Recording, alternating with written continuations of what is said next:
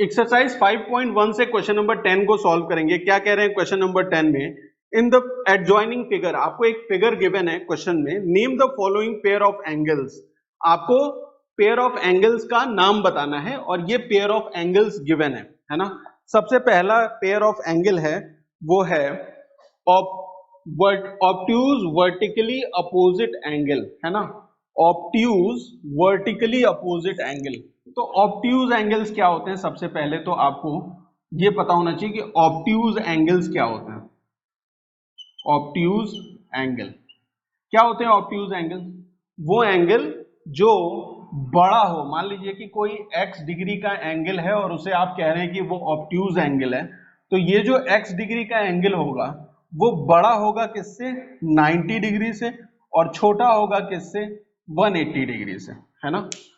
Obtuse angles वो angles होते हैं जो बड़े होते हैं किससे? 90 डिग्री से बड़ा और 180 डिग्री से छोटा। जैसे 110, 100 डिग्री, 120 डिग्री, 130 डिग्री, 135 डिग्री, ये कैसे एंगल्स हैं? ऑब्ट्यूज एंगल्स हैं।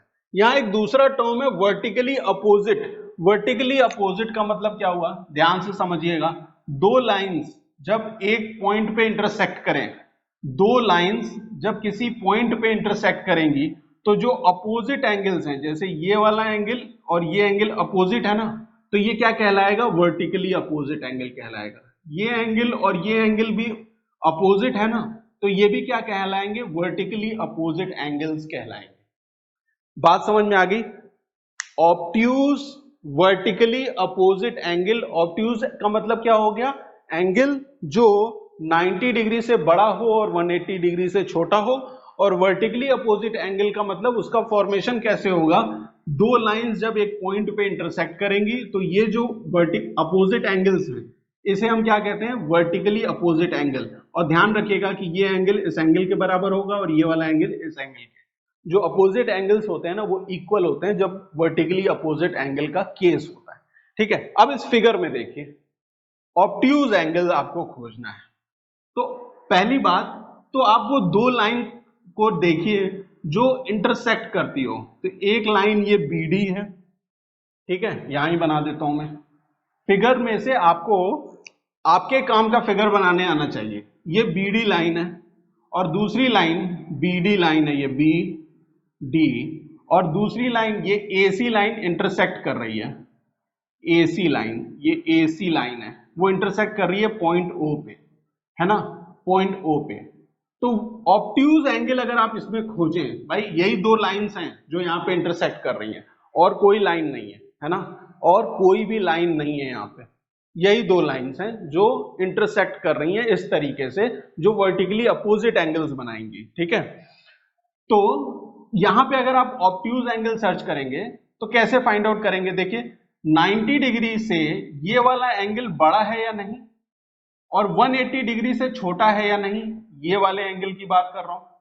ठीक है, उसी तरीके से इसका वर्टिकली अपोजिट एंगल इसके जस्ट अपोजिट वाला एंगल हो जाएगा ये। मतलब ये दोनों एंगल्स कैसे एंगल्स हैं? वर्टिकली अपोजिट एंगल है, और ये सेंटर O है ना। तो इन एंगल्स का नाम लिखेंगे आप, एंगल AOD, एंगल AOD, और angle BOC, angle BOC, angle BOC। ठीक है, दो एंगल्स हो गए। एंगल AOD ये कैसा एंगल है? ऑब्ट्यूज एंगल है, क्योंकि 90 डिग्री, देखिए ये 90 डिग्री है, ये 90 डिग्री से बड़ा है। टोटल यहां तक होता है तो 180 डिग्री का हो जाता है। इसका मतलब ये वाला एंगल क्या है? ये 90 डिग्री से बड़ा है और 180 डिग्री से छोटा है। और इसका ये वर्टिकली अपोजिट है, तो ये वाला एंगल भी क्या होगा? सेम होगा। ये दोनों इक्वल होंगे, है ना, ये दोनों इक्वल होंगे। तो ये ऑब्ट्यूज है तो ये भी ऑब्ट्यूज हो जाएगा। तो आपको बताना है तो आप इस तरीके से बता सकते हैं। ठीक है, देखिए नाम लिखना, जैसे मैंने लिखा एंगल AOD, AOD। अब कोई स्टूडेंट एंगल DOA भी लिख सकता है, बात एक ही है बेटा। आप एंगल AOD लिखें या एंगल DOA लिखें, एक ही बात है। आप एंगल BOC लिखें या एंगल COB लिखें, एक ही बात है। क्लियर है? बात समझ में आ गई? सबसे पहला ऑब्ट्यूज वर्टिकली अपोजिट एंगल का केस क्लियर हो गया। नेक्स्ट आते हैं adjacent complementary angles. Adjacent complementary angles मतलब, एडजेसेंट का मतलब क्या होता है?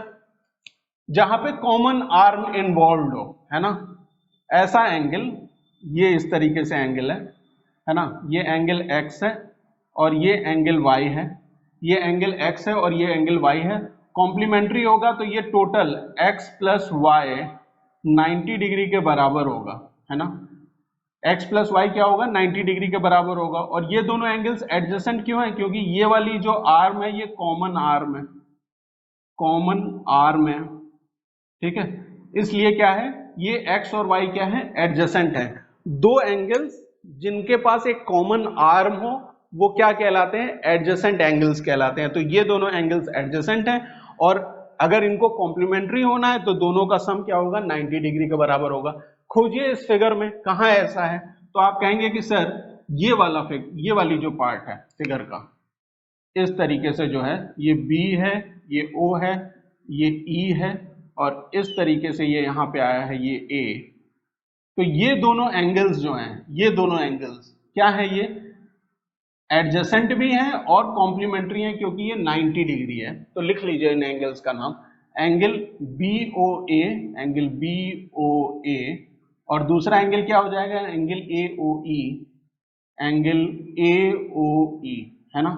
अब फिर से मैं बोल देता हूं, नाम लिखने में आप एंगल BOA लिखें, BOA या AOB लिखें, बात एक ही है, आप इसी एंगल की बात कर रहे हैं। और एंगल AOE लिखिए चाहे एंगल EOA लिखिए, आप बात इसी एंगल की कर रहे हैं, ठीक है, क्लियर है, बात समझ में आ गई कि एडजेसेंट कॉम्प्लीमेंट्री एंगल कैसे सर्च करेंगे फिगर में, ठीक है। अच्छा, थर्ड है equal supplementary angles. Supplementary angles क्या होते हैं, what are supplementary angles? Supplementary angle वो एंगल होते हैं जहां पे दो एंगल्स का सम क्या होगा, 90 डिग्री के बराबर होगा। अगर एक एंगल x है और दूसरा एंगल y है तो इसका सम क्या होगा, सॉरी 180 डिग्री के बराबर, है ना। सप्लीमेंट्री के केस में क्या होता है, 180 डिग्री के बराबर होगा, ठीक है। अगर मैंने कॉम्प्लीमेंट्री बोला होगा तो उसके लिए सॉरी, है ना। देखिए क्या 190 डिग्री बोल दिया मैंने शायद यहाँ पे, तो लेकिन क्या है, सप्लीमेंट्री के केस में क्या होगा कि जो एंगल्स हैं, है ना, उनका सम क्या होगा, सप्लीमेंट्री केस में 180। कह रहा है इक्वल सप्लीमेंट्री एंगल, मतलब ये एंगल x और ये एंगल y इक्वल है, इक्वल होंगे तो किसी को भी आप इस एंगल x की जगह आप y ले सकते हैं और y की जगह, देखिए angle x is equal to angle y बोल रहा है, तभी तो ये आपस में क्या है, इनका सम 180 डिग्री है और ये एक दूसरे के सप्लीमेंट्री हैं और ये दोनों इक्वल भी हैं। तो एंगल x और y की जगह आप एंगल x ले लें तो angle x plus angle x is equal to 180 degree, 2x है ना, 2x will be equal to 180 degree. तो x की वैल्यू क्या आ जाएगी, यहां से 90 डिग्रीज आ जाएगी। एक एंगल 90 डिग्री का होगा तो दूसरा एंगल भी क्या होगा, 90 डिग्री का होगा, ठीक है। सर्च करिए इस फिगर में कहां मिलेगा ऐसा। तो ये जो लाइन BD है, ध्यान से देखिए BD लाइन को, और इस तरीके से ये OE है ना, ये एंगल भी 90 डिग्री है और ये एंगल भी 90 डिग्री है, दोनों का सम क्या हो जाएगा, 180 डिग्री। तो यही दोनों एंगल्स क्या हो जाएंगे, equal supplementary angle, angle BOE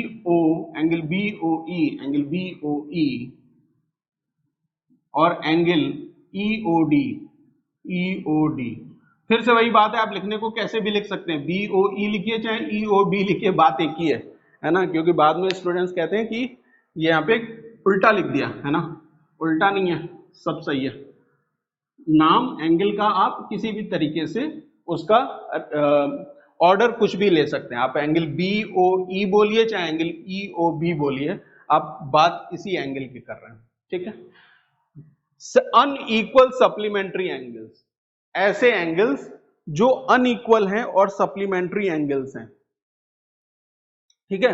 unequal supplementary angles की बात हो रही है।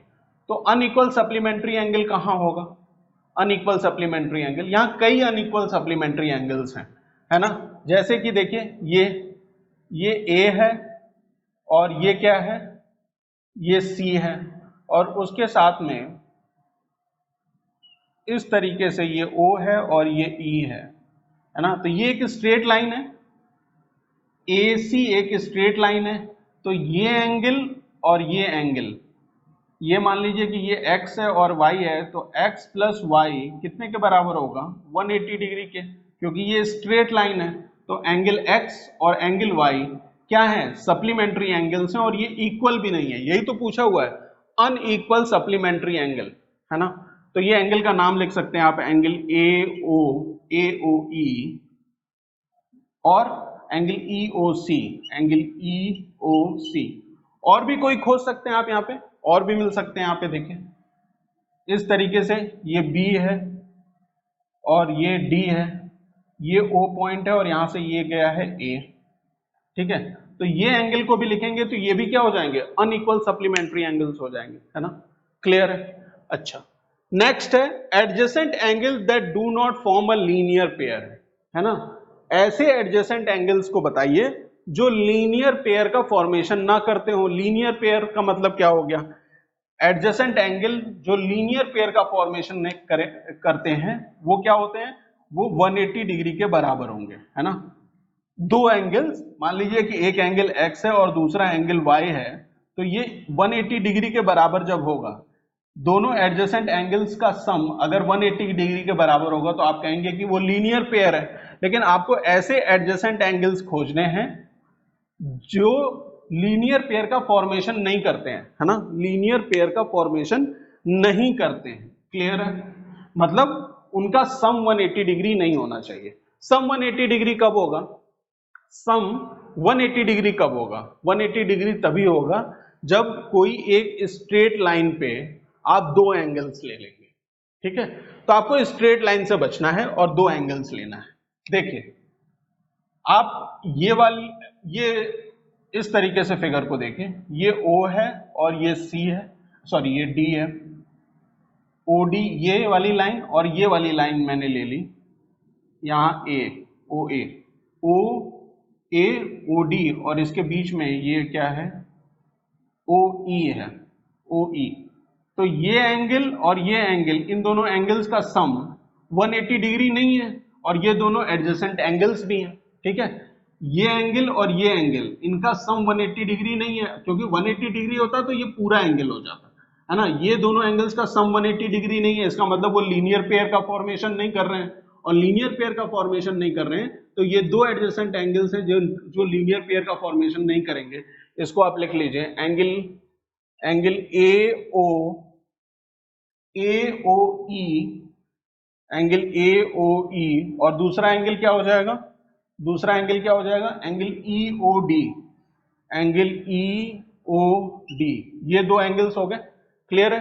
एंगल AOE और एंगल EOD, ठीक है। और भी कोई एंगल खोज सकते हैं आप यहाँ पे जो इस तरीके से लीनियर पेयर का फॉर्मेशन ना कर रहे हो। दो एडजेसेंट एंगल्स लीनियर पेयर का फॉर्मेशन नहीं करना है। देखिए इन दोनों एंगल्स को देखिए, ये B है, ये O है, ये E है और ये A है, ठीक है।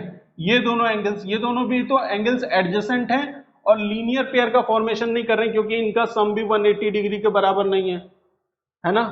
तो ये क्या हो जाएगा? एंगल AOB, एंगल AOB और कौन सा एंगल? एंगल EOA, है ना। एंगल AOB और एंगल EOA, ठीक है। क्लियर है?